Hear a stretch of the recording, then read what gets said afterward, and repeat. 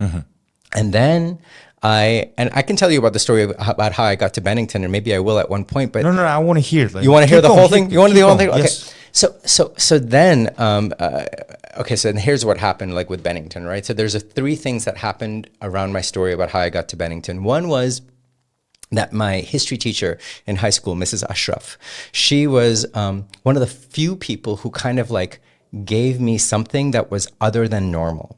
Like she would actually give us writing assignments. She would say like, pretend you are a fly on the wall in this Indus Valley civilization. What do you see? What do you experience? What do you notice?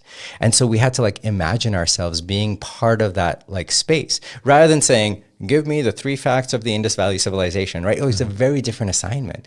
And so she brought us into a very different space. Anyways, I really loved her teaching methodology, and she was one of my favorite teachers. And I still think about her a lot today.